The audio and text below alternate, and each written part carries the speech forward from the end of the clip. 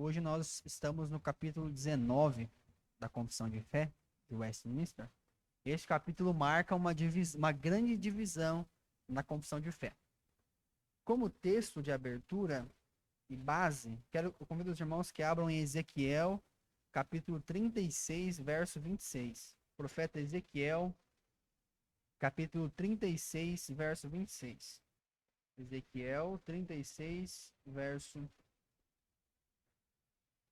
26. Olha o que diz a palavra de Deus.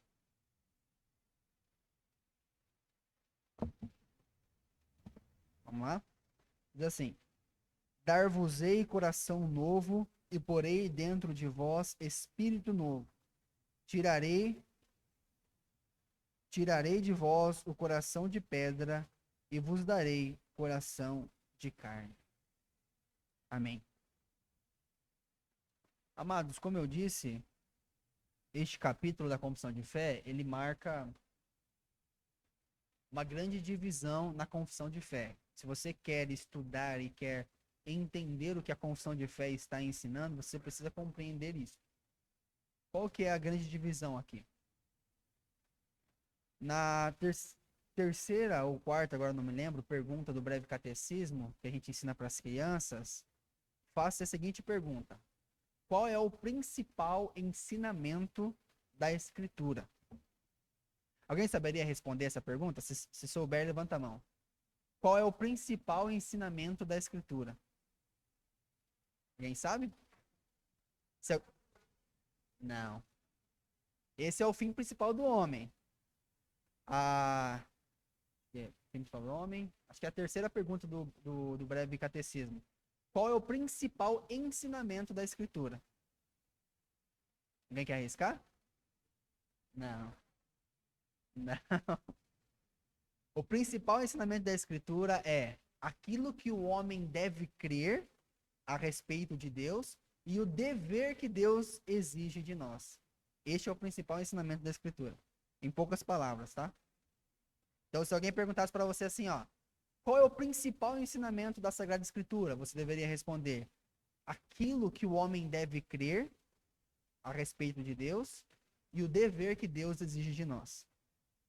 Então, a confissão de fé, como ela se baseia no ensinamento da palavra de Deus, ela faz essas duas divisões. Primeiro, do capítulo 1 até o capítulo 18, ela ensina o que o homem deve crer a respeito de Deus, a respeito da justificação, a respeito da santificação. No capítulo 19, vai falar sobre o dever que Deus requer de nós. Qual é o dever que Deus requer de nós? E aí ele vai entrar sobre da lei de Deus, sobre a lei de Deus. A lei de Deus e outros deveres relacionados à nossa vida comum. Você pode observar, se você abrir o índice da Confissão de Fé de Westminster, é bom você ter, tá? Você olha assim, e do capítulo 18 para trás, 19 para trás, você vai ver temas relacionados àquilo que o homem deve crer a respeito de Deus. E depois, entrando no capítulo 19, é o dever. O que o homem tem que fazer a respeito disso? Tá bom? Então, essas são as duas divisões. E fica de dica para os irmãos que são pais, que são avós, pega o breve catecismo e treina as perguntinhas com as crianças, tá? Eu ensino isso para as crianças nos louvores. Essa perguntinha tem um louvor, que é assim: qual é o principal ensinamento da palavra de Deus? Aí as crianças respondem: é o que o homem deve crer a respeito de Deus e o dever que Deus requer de nós. Então, se você ensina no formato de música, fica muito mais fácil. Eu mesmo só consigo decorar por causa das músicas. Que não, nossa memória, às vezes, deixa a gente na mão. Tá? Então, com relação ao dever que Deus requer de nós vamos falar hoje e entender sobre a lei de Deus. Muitas pessoas possuem dúvidas a respeito da lei de Deus. Por quê? Porque comumente se conhece que o Antigo Testamento foi o tempo da lei e o Novo Testamento é o tempo da graça. Será que é isto mesmo que a palavra de Deus ensina? Comumente as pessoas dizem que as leis do Antigo Testamento foram abolidas. Será que é isso mesmo? Será que a lei moral, a lei civil e a lei cerimonial foram abolidas? Qual que é a diferença da lei moral, civil e cerimonial? E o que que isso muda na sua compreensão do dever que Deus requer de você? Se fosse para você explicar em poucas palavras para o seu filho, neto, filho na fé, o que é a lei de Deus, você conseguiria responder? É um assunto bem profundo, tá? Tem muito conteúdo, a gente não conseguiria exaurir tudo isso em uma hora, mas o meu objetivo aqui é colocar para os irmãos de maneira simples que depois vocês consigam se aprofundar sozinhos. Eu vou soltar alguns pontos aqui que eu não vou conseguir fechá-los, mas os irmãos, pela maturidade que têm, e eu creio assim, podem depois pesquisar, até mesmo assistindo aulas na internet, lendo a própria confissão de fé, tá? A nossa confissão de fé, ela gasta exatos 7 parágrafos para falar sobre a lei de Deus, tá? E vamos nos aprofundar então, tendo posto essas perguntas, né, tendo abrido com a nossa aula com essas indagações. Ok. A lei de Deus escrita no coração. Então, para você compreender a lei de Deus, você precisa compreender que nos primórdios, quando Deus criou os seres humanos, Adão e Eva, o Senhor escreveu a lei dele perfeita no coração do homem. É lógico que é um sentido figurado, né? Isso quer dizer que no ser intrínseco de Adão e Eva, perfeitos, a lei estava claríssima. Quando a gente fala sobre lei, automaticamente, o que vem na sua cabeça? 10 mandamentos. Só que a Escritura, ela não começa falando da lei de Deus somente em Êxodo capítulo 20, que você vê o decálogo. A Escritura fala da lei de Deus nos primórdios. Quando criou Adão e Eva. Deus deu uma lei como um pacto de obras. Abram lá a Bíblia de vocês em Gênesis capítulo 2, verso 16 ao 17. Observem o que a palavra de Deus diz no início de todas as coisas. Tá? Então, quando você fala sobre a lei de Deus, você começa em Gênesis, que é o fundamento da nossa existência. Observem aí o que Deus disse a Adão e Eva. Primeiramente a Adão e depois Adão passou para Eva, né? E o Senhor Deus lhe deu esta ordem: de toda árvore do jardim comerás livremente, mas da árvore do conhecimento do bem e do mal não comerás, porque no dia que dela comeres, certamente morrerás. Então, observem, é um dever, é uma lei que Deus deu a Adão. Ok? Então, você vai falar da lei do Senhor, que começa no Jardim do Éden. Aí eu faço uma pergunta aos irmãos. Podem responder, tá? Levanta a mão e responde. Deus prometeu ali, não é Prometeus não, tá? Deus prometeu 2 coisas ali no Jardim do Éden. Quais foram essas 2? Quais são elas? Alguém sabe me dizer? Deus coloca 2 promessas aí, de acordo com esta lei dele.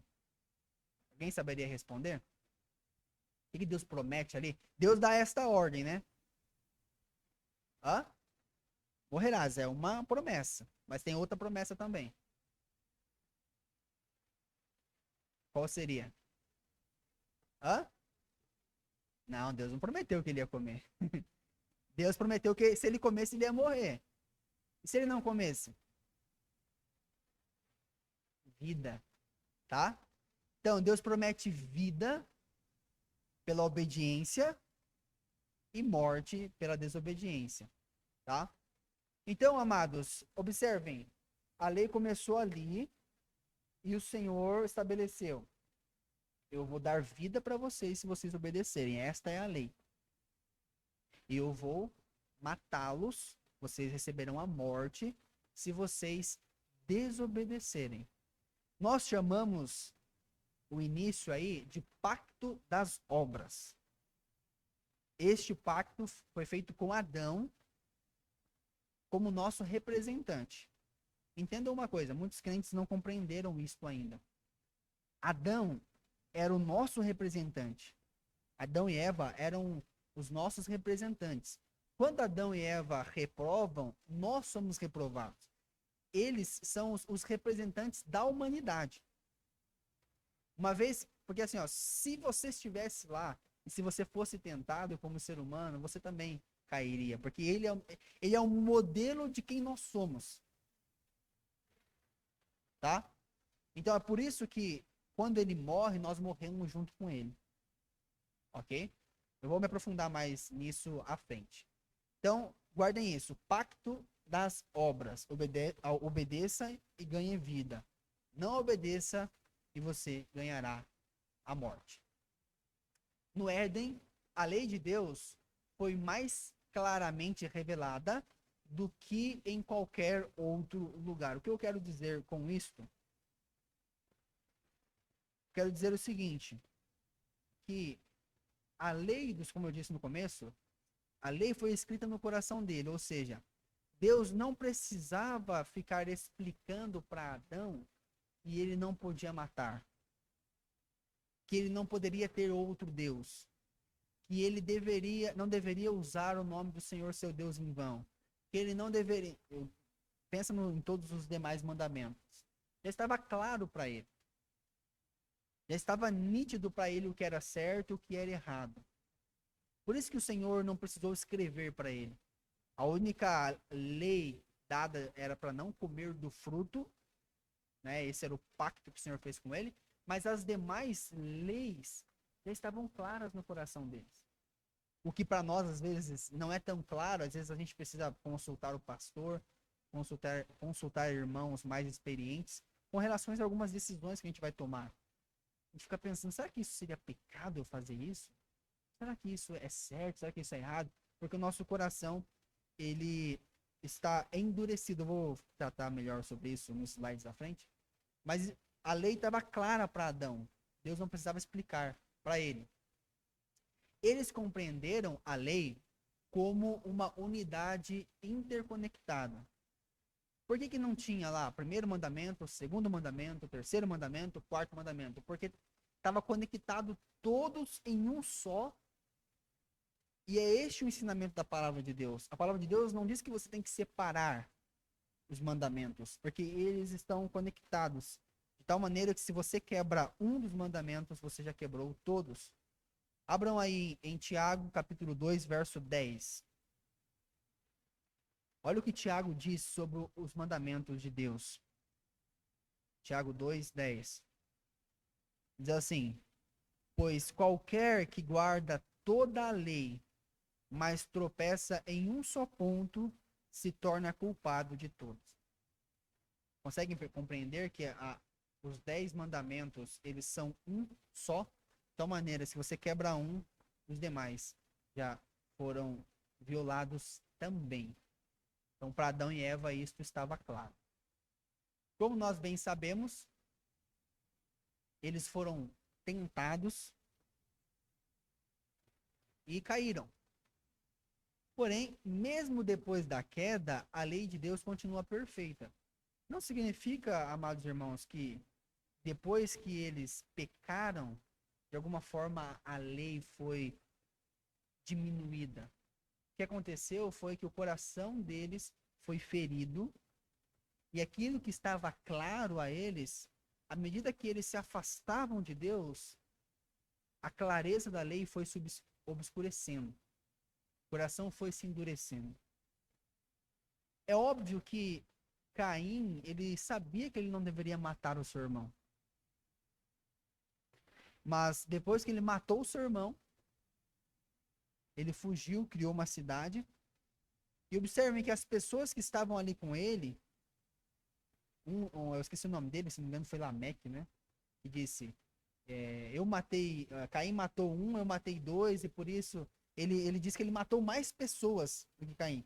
Então, se Caim matou um, o coração dele endureceu. Depois as pessoas que estavam com ele, o coração endureceu mais ainda porque mataram mais pessoas.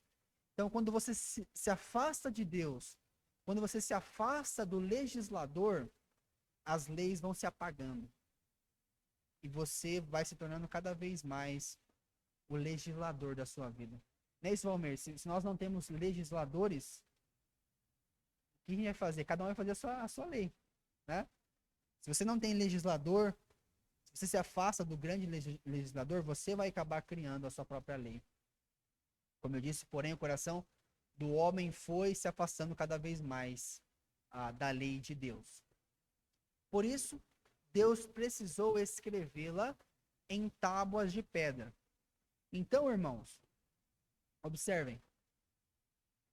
Adão e Eva, com a lei claríssima para eles, pecaram. A lei do Senhor foi se apagando no coração deles, eles foram se afastando de Deus. Embora existisse a semente santa ali, mas a semente de Satanás, a semente caída, estava se propagando e foi apagando isso. Chegou um ponto em que Deus disse assim, não tem como mais, eu preciso escrever isso para eles, porque não está claro mais. Aquilo que estava no coração deles, não está claro. Então, o que o próprio Deus faz lá em Êxodo capítulo 20? A palavra de Deus diz lá que ele escreveu com os próprios dedos. Isso é muito interessante, amados. O primeiro registro escrito da palavra de Deus foi o próprio Deus que escreveu com seus dedos. Isso é magnífico. Em pedras. Para cravar isso. O ser humano se tornou uma criança com relação às leis de Deus. É como nós fazemos às vezes com as crianças pequenas, né? Você escreve as regras de casa, põe num cartaz e fala, ó, a regra é essa aqui. Lembra da regra? A regra é essa aqui, não pode fazer isso, não pode fazer aquilo, não pode fazer aquilo outro. E você acaba ensinando. Deus fez o mesmo. Deus fez o mesmo. Exato. E é consequência disso. Aquilo que estava claro no coração se apagou. E se o ser humano não tem uma lei para seguir, ele vai fazer a dele. Então, irmãos, Deus teve que escrever, assim como a gente escreve para crianças, ele escreveu para o seu povo, para nós. Com relação a coisas espirituais, nós somos crianças. Nós precisamos sempre ficar revisando. Eu não vou fazer isso para constranger a todos, né? Mas eu garanto, se a gente fosse fazer aqui uma enquete de quantos sabem os 10 mandamentos de cor, ia ser engraçado, né? E nem todos sabem. Até eu, às vezes, confundo e esqueço a ordem. Preciso ficar refletindo, mas é algo que nós deveríamos ter na ponta da língua. Conseguem perceber que nós somos crianças com relação à lei de Deus? A gente precisa sempre. É por isso que nós pregamos várias passagens, né, repetidamente, porque a gente precisa ser lembrado todos os dias. Vamos mergulhar um pouquinho com relação a como isso estava claro para Adão? Lembra que eu falei para vocês que Adão era o nosso representante? E por vezes nós pensamos assim, como que a humanidade toda pagou o preço de Adão ter desobedecido? Simplesmente comeu o fruto. Por que isso? Ele só comeu o fruto. Irmãos, observem que Adão e Eva, quando comeram do fruto, eles quebraram os 10 mandamentos. Como isso aconteceu? Vejamos. O primeiro mandamento diz assim: não terás outros deuses diante de mim. Tá? Quando Adão e Eva comeram do fruto, eles colocaram suas próprias vontades acima das vontades de Deus. Essencialmente, se fazendo deuses para si mesmos ao decidir desobedecer a Deus. Então, o primeiro mandamento foi quebrado. Estão observando o peso disso? Eles disseram, não, nós não queremos mais a revelação de Deus, nós queremos ser a nossa própria revelação. Segundo mandamento diz, não farás para ti imagem esculpida, nem semelhança alguma do que há acima dos céus. Como que ao comer do fruto eles quebraram esse mandamento? Quebraram. Buscaram ser como Deus, conhecendo o bem e o mal, em vez de confiar na revelação e na ordem divina. Eles queriam ver o Deus segundo os olhos dele. Quando você cria uma imagem de um Deus para adorá-lo, você, na verdade, está fazendo a imagem de um Deus ao seu coração. Então, quando eles comem do fruto, eles estão criando a imagem do próprio Deus deles. Idolatria. Quebraram o segundo mandamento. Terceiro mandamento diz: não tomarás o nome do Senhor teu Deus em vão. Será que eles falaram o nome de Deus em vão quando estavam conversando com a serpente? Não, não é isso. Este mandamento não fala só sobre você falar futilmente o nome de Deus. Mas o principal ensinamento deste mandamento é que é desonrar o nome de Deus. Então, quando eles desobedeceram a Deus, eles desonraram o nome de Deus. E assim quebraram o terceiro mandamento. Quarto mandamento diz: lembra-te do dia de sábado para o santificar. Como que eles quebraram este mandamento? Também quebraram. O quarto mandamento fala sobre descanso no Senhor. Sobre descansar nele. Quando eles tomam a atitude de desobedecer a Deus e comer do fruto, eles estão dizendo assim, ó, nós não queremos descansar em Deus, nós queremos descansar em nós mesmos. E também tem outra teoria que talvez eles tomaram do fruto no dia de sábado. É só uma teoria, não estou afirmando isso. Mas a principal quebra é esta, de que eles não quiseram descansar em Deus. Quinto mandamento fala sobre honra teu pai e tua mãe. Eles desonraram a Deus como pai e criador deles quando desobedeceram ao pai deles. Sexto mandamento: não matarás. Eles quebraram este mandamento ao introduzirem a morte sobre todos nós. Eles também praticamente desejaram que Deus morresse. Porque se você não obedece à vontade do seu pai, é como se você estivesse dizendo assim: olha, para mim você morreu, eu vou fazer a minha própria vontade. Sétimo mandamento: não adulterarás. Eles adulteraram contra o próprio Deus quando quebraram o vínculo da aliança com Deus. Oitavo mandamento: não furtarás. Eles roubaram do fruto que não era deles, era do Senhor. Nono mandamento: não dirás falso testemunho. Eles acreditaram na mentira da serpente e quebraram o nono mandamento. Décimo mandamento, qual que é? Não cobiçarás. Eles cobiçaram do fruto proibido e deixaram que o pecado fosse concebido no coração. Conseguiram perceber que não é um pecadinho só de comer o fruto? E aqui a gente poderia ficar horas e horas só destrinchando os pecados mais profundos e ocultos que estavam no coração deles. E é por isso que nós somos afetados hoje. Não foi só um pecadinho. Foi um mega pecado que feriu a santidade de Deus. Aquilo que estava claro para eles, quando eles comeram do fruto, fez com que eles se afastassem do legislador. Ok, irmãos? Então, foi necessário que Deus escrevesse os 10 mandamentos para eles e para nós. Para que a gente memorizasse e gravasse isso.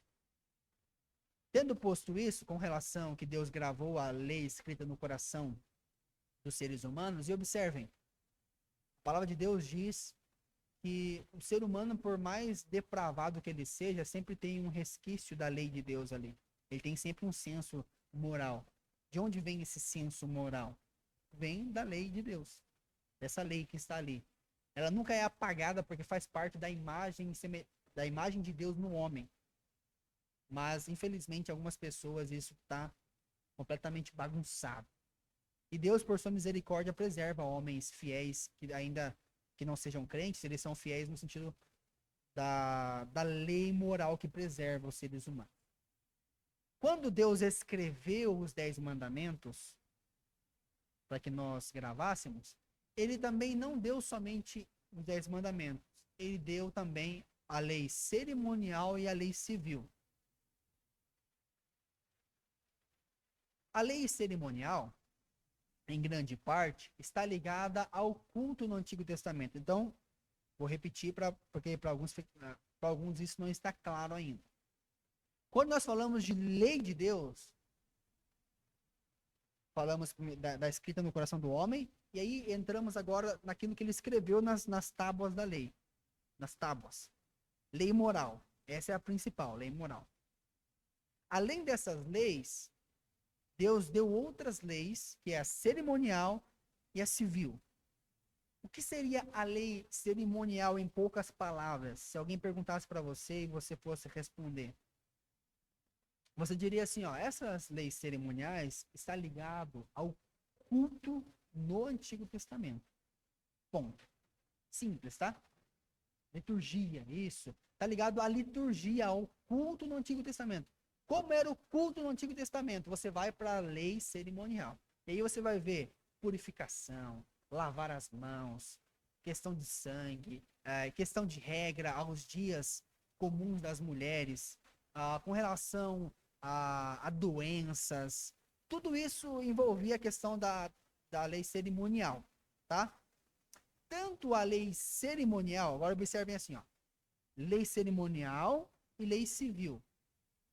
Essas duas leis, elas apontam, é como se fosse um triângulo assim, ó, elas apontam para a lei moral. Toda regra que você encontra na lei cerimonial e na lei civil se baseiam na lei moral. Qualquer regra, qualquer lei. Aí a gente também poderia gastar muito tempo destrinchando cada lei do Antigo Testamento e como ela aponta para os 10 mandamentos.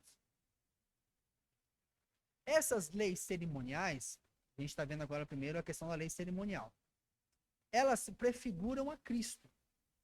Em cada detalhe de purificação, de sacrifício, elas apontam, elas prefiguram a Cristo.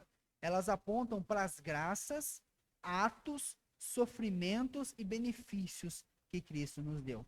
Vou citar um aqui simples. Por exemplo, a purificação com relação a purificação feita com água, tá? Quando uma pessoa estava com suspeita de alguma doença, por exemplo, a lepra, e ela foi comprovado que ela não era leprosa, tinha que se fazer um rito com água. Aí você molhava a cama, a casa, a pessoa tinha que se limpar. E aqui é bem claro, tá? A água simboliza a purificação. Em Cristo, ele é a água viva. Lá na cruz, ele jorrou sangue e água de si. Então, nele nós somos purificados completamente. Então, e aí você pode olhar para as leis em cada detalhe e você verá Cristo ali sendo prefigurado. Outra coisa que é mais simples também de entender é com relação ao sacrifício. Eu já preguei aqui Levíticos capítulo 1, que o Senhor Jesus, ele é o cordeiro imolado. Então, quando o judeu olhava o cordeiro sendo morto, isso era chocante. Não sei quantos viram aqui um animal ser morto. Lá no interior a gente via muito. Até para quem está acostumado é ruim, dói no coração da gente. Mas era para criar esta impressão mesmo. Que o pecado merece a morte, enfim. Cristo é o Cordeiro de Deus. E assim, você olha as outras leis no Antigo Testamento. Aí nós vemos no Novo Testamento a explicação, dizendo que essas leis apontam para Cristo. Meu lado esquerdo aqui, abra em Hebreus 10, capítulo 1. E o lado direito, meu lado direito, abra em Gálatas, capítulo 4, verso 1 ao 3. E aí eu vou ler Colossenses 2, 17. Olhem como o Novo Testamento fala sobre a lei cerimonial prefigurar a Cristo. Ok, então vocês observem que a lei cerimonial era só sombra do que apontava para Cristo. Eram ilustrações para os crentes do Antigo Testamento, que eram crianças, para que eles, quando Jesus viesse, eles pudessem, então era isso. Se você quer aprender sobre o cumprimento da lei cerimonial, leia Hebreus, tá? Hebreus fala sobre isso, sobre sobre Cristo ser superior a tudo isso.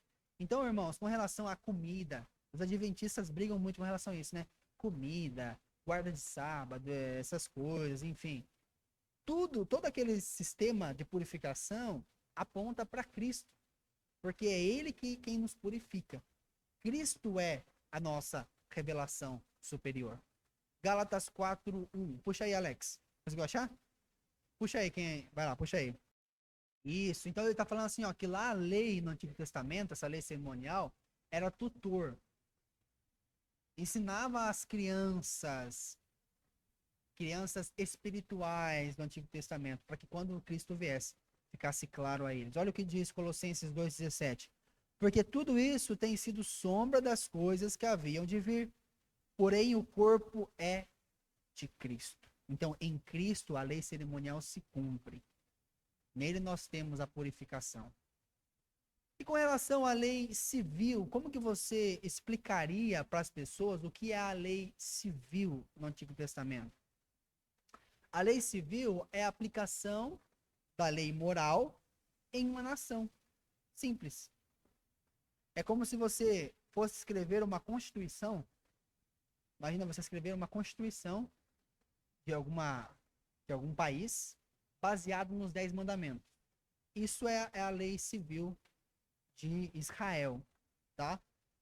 Essa lei, ela só tinha vigor quando Israel estava na sua terra e era uma nação independente. Depois que eles perderam a autonomia, essa lei foi abolida. Quando eles eram vassalos de outros povos, essa lei não tinha vigor. Considerando que o povo de Deus se tornou uma nação, era necessário ter uma constituição, e é a lei moral. Ambas foram abolidas em Cristo, tanto a lei cerimonial como a civil. A civil, ela foi praticamente, ela deixou de ter o seu vigor quando Israel perde a sua terra. Mas mesmo assim, Cristo vem e cumpre essa lei, demonstrando ser um cidadão, modelo para o reino de Deus. Esse lado aqui, abra a palavra de Deus em Colossenses 2, verso 16. Vamos ler o verso 16 e o 17. 14 não precisa. E esse lado em Efésios 2, 15 e 16. Isso. Observem, irmãos, que embora quando se fala de lei no Antigo Testamento, abrange tanto a cerimonial como a civil. Mas a ênfase dos autores do Novo Testamento é falar sobre a lei cerimonial. Que eu repito, a lei civil, ela não tinha o seu vigor por Israel, por povo de, né, os judeus ali na Palestina, serem vassalos de Roma. Eles se submetiam a Roma. Tá? Então eles não têm tanta ênfase em falar sobre a lei civil. Ok? Mas é bom que os irmãos saibam que ela tem a ver com a Constituição de Israel. Como que o povo deveria agir como nação. E como que isso se cumpre em Cristo?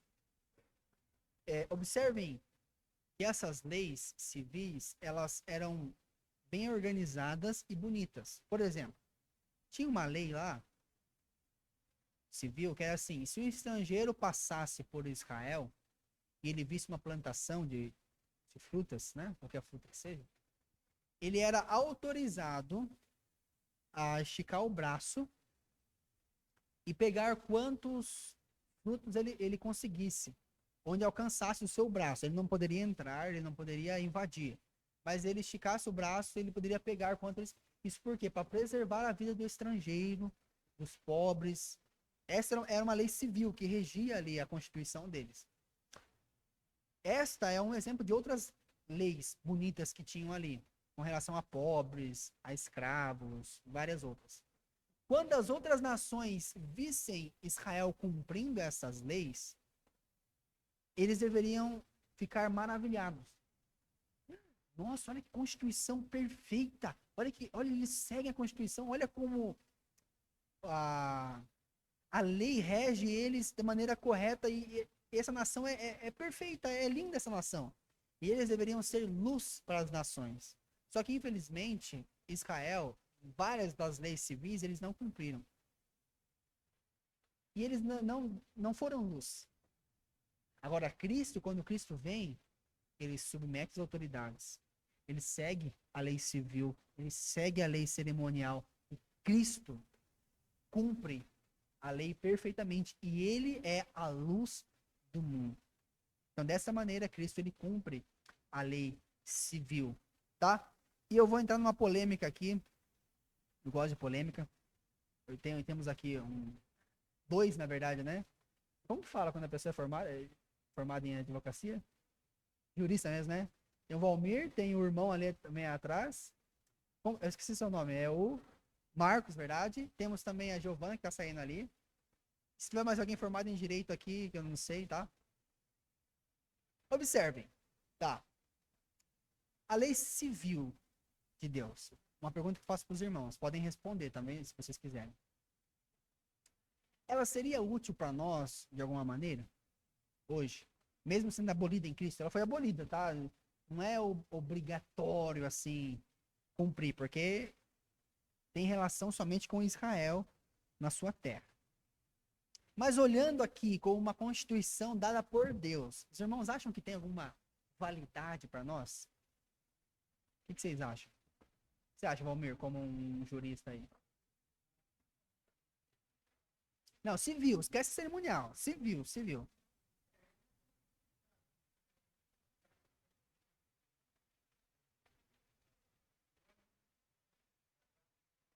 Jubileu.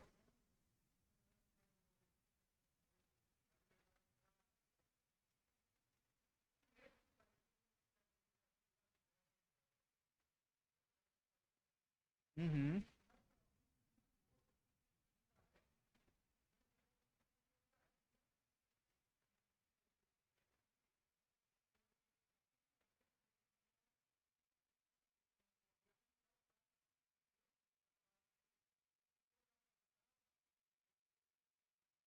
Sim,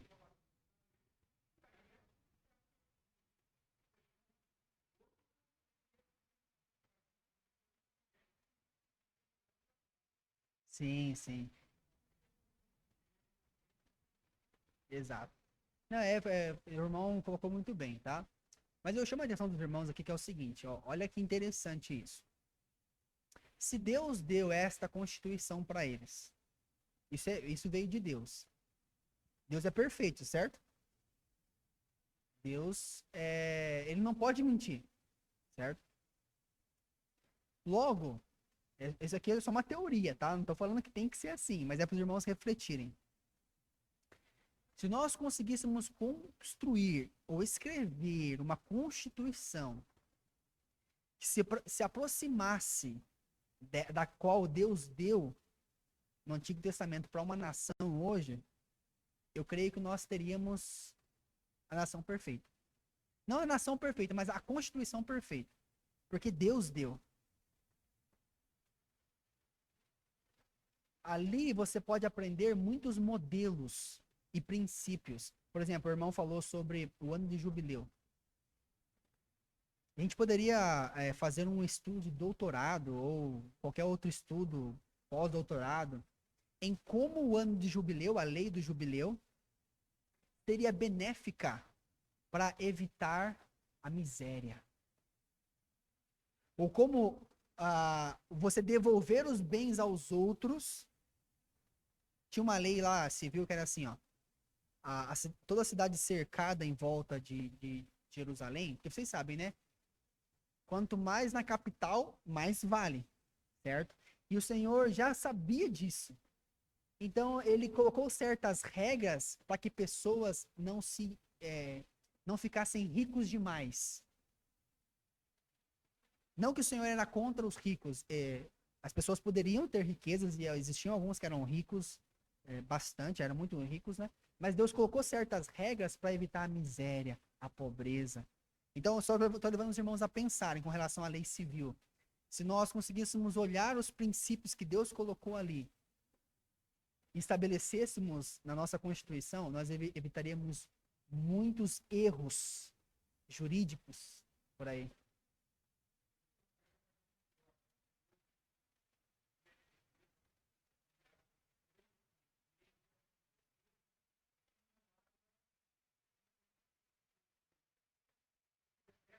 Excessos. Exato. É muito bom, muito bem colocado. Excesso, essa é a palavra.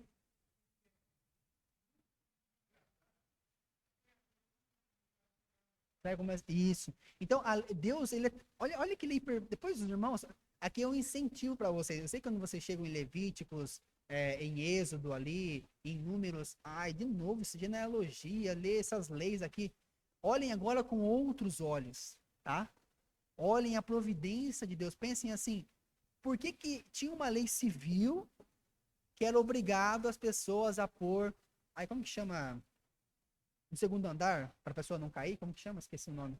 Parapeito. Tinha uma lei que era obrigado a pôr parapeito. Por quê? Apontava para o não matarás. Então, Deus é maravilhoso, Deus é perfeito. Então, ele deu essa lei. Aqui é só para reflexão, tá? Como é uma aula, é para vocês meditarem em casa depois, refletirem sobre as leis de Deus, tá? Ok. Quem tinha uma ideia muito parecida com essa é o holandês Doivert. Doivert. Esqueci o primeiro nome dele. Ele foi ministro da Holanda, se eu não me engano. E ele colocou. Por que a Holanda é o que é hoje? Porque tem princípios reformados. Então, o Doivert, ele trabalhou ali na Holanda, colocando os princípios bíblicos na Constituição e em várias coisas. Por isso que ela é o que é hoje. Hoje tá bagunçado. Hoje não é nem para dizer que foi um país reformado. Mas enfim, vamos caminhar aqui para a gente poder encerrar a tempo. A perfeita lei moral. Embora não estejamos debaixo da lei, ela é de grande proveito para nós. Lá no Antigo Testamento, os irmãos do Antigo Testamento, eles estavam sobre a graça de Deus também. Quem estava sobre o pacto das obras era Adão. Depois que Deus faz as suas promessas, nós entramos na graça do Senhor. Quando Jesus vem, nós, agora de maneira mais plena, estamos sobre a graça de Deus. Só que a lei de Deus, ela tem seus proveitos para nós. Nós não devemos desconsiderar a lei de Deus. Olha, não tem serventia mais. Ela tem assim, como nós falamos no moto aqui, a lei do Senhor é perfeita e restaura a alma. Então a lei do Senhor, ela restaura a alma em nós. Então quais são as utilidades dela? Ela é a nossa regra de vida. Nós temos que olhar para a lei de Deus como regra de vida. Você precisa olhar para o Antigo Testamento e ver as leis também cerimoniais, porque elas têm princípios de purificação ali que às vezes são úteis para nós. Mas as leis civis, elas nos dão princípios, elas devem reger a sua vida. Um crente tem que ser a favor da pena de morte, tá?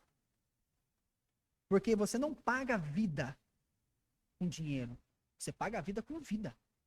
E na lei civil, Deus deixou isso muito claro. A lei, ela serve para quê? Vou falar mais sobre isso à frente, mas ela serve para refrear o mal. Por que o povo mata e desmata e rouba e não sei o quê? Porque não temem. Eles sabem que vão para cadeia, vão pegar 30 anos, aí por bom comportamento fica 10, sai. É um absurdo. O pai que matou a filha sair pedindo dos pais. Por quê? Porque não tem punição. Não tem seriedade. Ela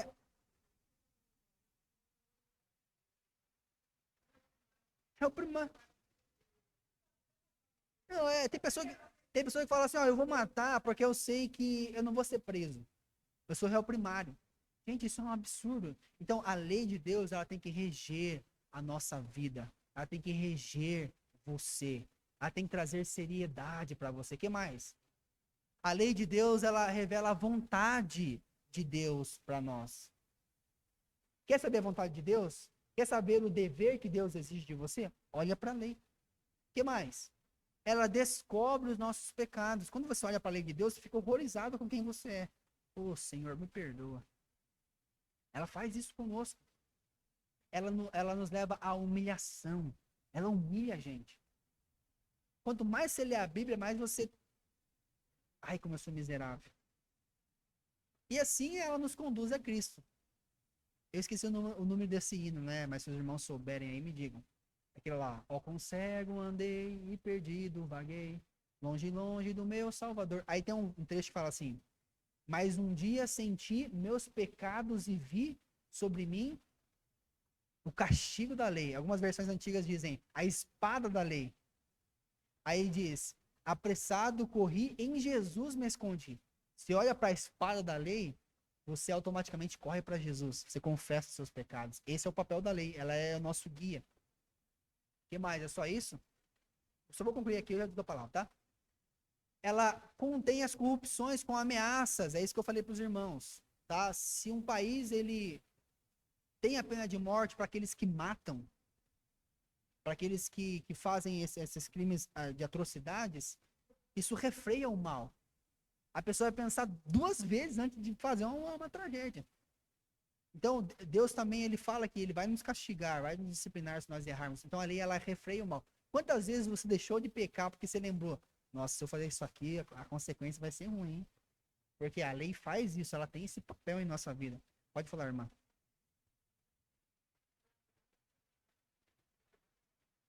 Muito bom, muito bom.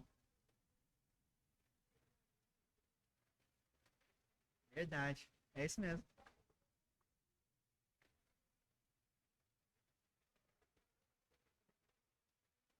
Sim, em Cristo. É verdade. É. Mas não tente, como o Daniel pregou, não tente para querer agradar a Deus e ser aceito por ele.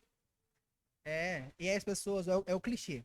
Eu não fumo, não roubo, não mato, eu não faço mal pra ninguém. Tá, então leia os 10 mandamentos. Você consegue cumprir todos a risca? Que mais? Ah, eu só perdi a palavra, né? Aham.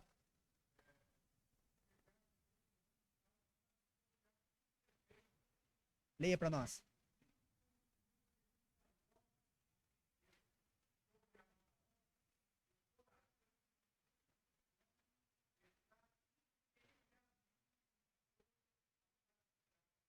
Nossa, que pesado. Qual que é essa passagem?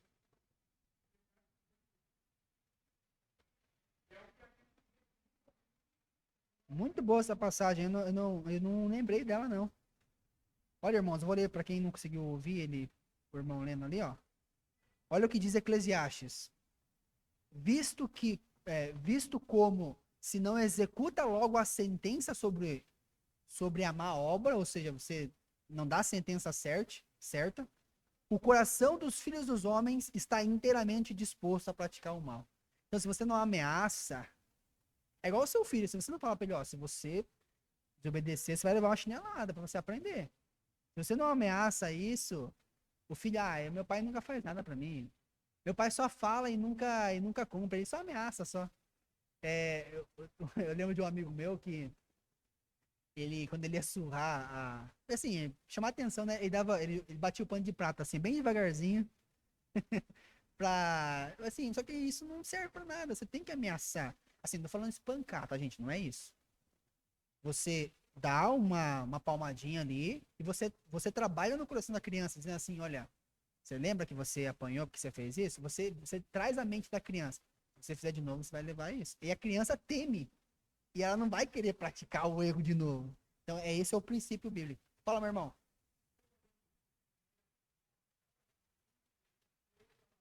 Deixa eu tentar concluir aqui. Aí eu já tento levar, porque a gente está no tempo avançado já.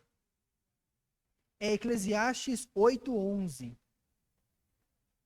1 Timóteo o quê, certo? Depois, se der tempo, a gente lê, tá? Vamos caminhar aqui. O que mais? Ela também anima com recompensas. A lei fala: honra teu pai e tua mãe para que tenhas vida longa na terra. Tem várias leis na palavra de Deus que prometem recompensa a nós. Coroa da vida. Então a lei também é bom. Se o nosso país recompensasse as pessoas que fazem o bem, eu não sei quem me disse que, acho que foi o Valmir, que nos Estados Unidos você passa o ano sem tomar uma multa, não sei se é isso. Não sei se é nos Estados Unidos, mas é um país que, se você passa um ano sem tomar uma multa, nenhuma multa na carteira, o governo te dá um dinheiro lá. Recompensa as pessoas porque fazem o que é certo. Então, a lei de Deus também faz isso. Ela recompensa se você faz o que é certo. Se nós tivéssemos leis que recompensasse as pessoas, o bom cidadão, as pessoas se animariam em fazer o que é certo.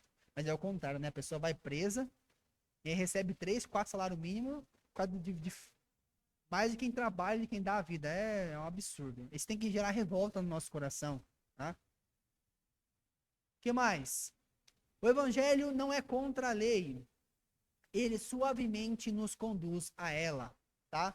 Então, se você é um crente, se você creu no Senhor Jesus, você é conduzido a fazer o que é certo. Você quer conhecer a lei de Deus. Por quê? Porque o Espírito de Cristo nos habilita a praticar a lei que restaura a alma. Você quer ter a sua alma restaurada? Ou seja, você quer ter vigor todos os dias, ânimo, dedicação, faz o que é certo. Porque às vezes eu falo nós porque eu também, tá, irmãos? Eu não sou perfeito. Por que às vezes nós ficamos desanimados para vir ao culto? Porque nós não nos preparamos. Nós não lemos a palavra de Deus. Nós não preparamos o nosso coração para o culto. Nós ficamos assistindo coisas que não edificam no dia do Senhor.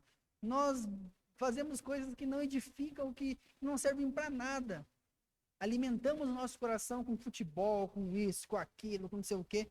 E aí chega na casa do Senhor desanimado mesmo. A alma chega quebrada. Mas se você falar assim, eu vou guardar o dia do Senhor, eu vou ler a palavra de Deus, eu vou assistir um filme evangélico, um filme que me edifica. Eu vou ver pregações no dia do Senhor. Quando chega o horário do culto, a sua alma está no vigor de adorar e glorificar a Deus. E isso são para várias áreas da nossa vida. E a gente só consegue isso quando a gente tem Jesus. Quando nós temos o Espírito Santo de Deus. É o que a irmã falou aqui. Você vê que você não consegue, você confessa a Deus e você pede. Espírito Santo, me fortalece.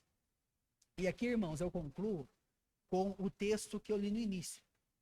A palavra de Deus diz que o Senhor prometeu tirar o coração de pedra e dar um coração de carne. Lembra que eu falei para os irmãos? Lembram que eu falei para vocês que lá no Jardim do Éden a lei estava gravada no coração deles? Agora em Cristo Jesus a lei também é gravada no nosso coração. Nós, assim, ilustrando, nós não precisamos mais que ela seja gravada em pedra, porque o Espírito Santo de Deus nos deu um novo coração que nos dispõe a querer e a amar fazer o que é certo. Você quer amar fazer o que é certo? Se aproxime de Jesus. Tenha vida com Jesus. Ame a Ele. Creia nele. E assim você será um bom praticante da palavra de Deus. Outra conclusão que nós tiramos é o seguinte. Não sei quantos aqui almejam cargos políticos, mas você deveria almejar cargos políticos.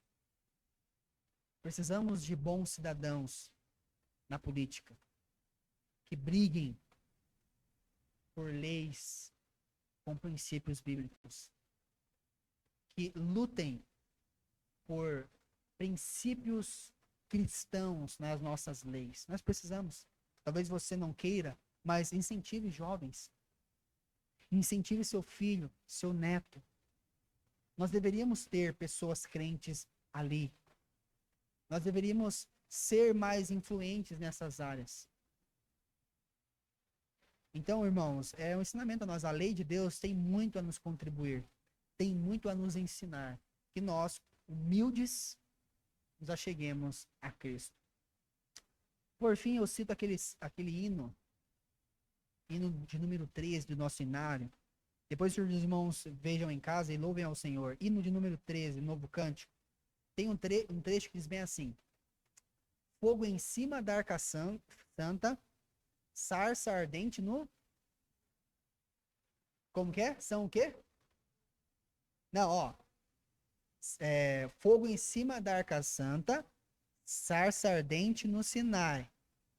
São figuras da obra de Cristo. Depois vocês louvem lá esse hino. Toda a lei no Antigo Testamento são figuras de Cristo, para que eu e você tenhamos comunhão com Ele. Pesquisem em casa, tá? Novo Cântico, hino 13, tá bom? Fala sobre isso. Isso, acho que o verso 11, ele diz assim, ó. É 1 Timóteo 1, 8, 11, né? Verso 11.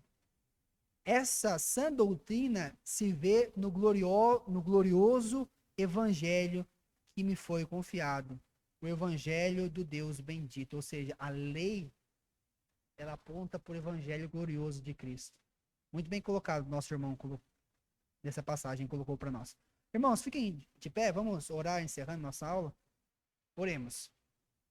Santo e amado Deus, nós te louvamos porque o Senhor revelou a sua vontade a nós. Agora, o teu Santo Espírito testifica com o nosso espírito que somos filhos do Senhor e que nós podemos sim cumprir a lei. Podemos ter a nossa alma restaurada. Podemos ser praticantes da palavra e não somente ouvintes. Ó Deus, fortalece-nos e nos ajude. Nós te pedimos em nome de Jesus. Amém.